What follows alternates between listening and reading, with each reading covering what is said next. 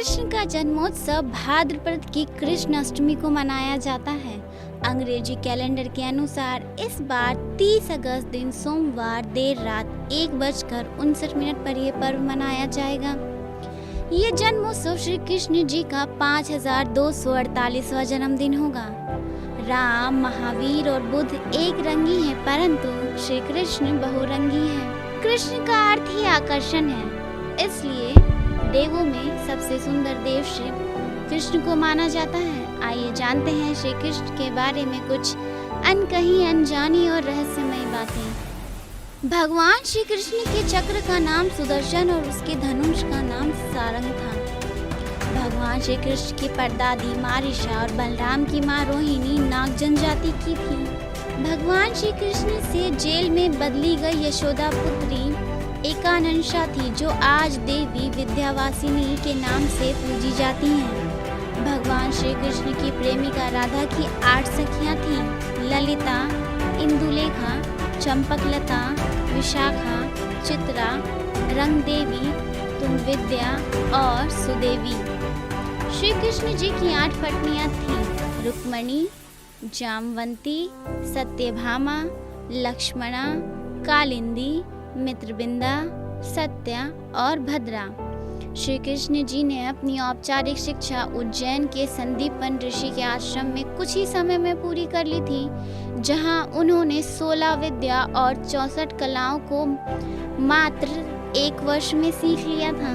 सभी लोग जानते हैं कि अर्जुन सर्वश्रेष्ठ धनुर्धर थे, परंतु श्री कृष्ण इस विद्या में भी सर्वश्रेष्ठ थे।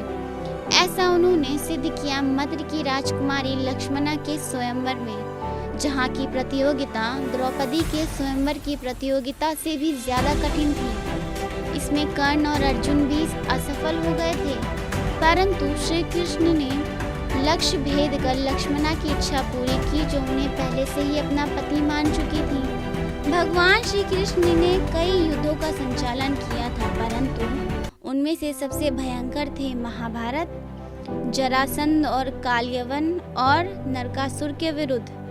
भगवान श्री कृष्ण ने अपने अंतिम वर्षों को छोड़कर कभी भी द्वारिका में 6 माह से अधिक नहीं रहे।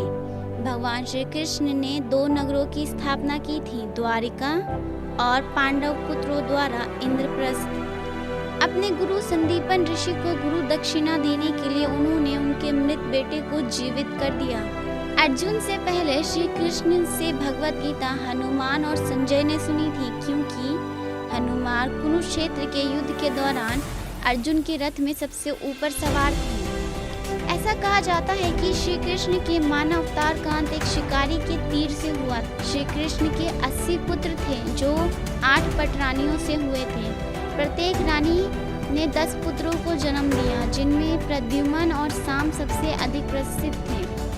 जामवंती के पुत्र साम थे, जिन्होंने कृष्ण के बाद यदुवंश को संभाला था, परंतु शाम जो ऋषियों द्वारा शापित हो गया था, और यही कारण था कि यदुवंश नष्ट हो गया। श्री कृष्ण ने भगवान शिव की तपस्या की ताकि उन्हें उनके जैसा पुत्र प्राप्त हो सके।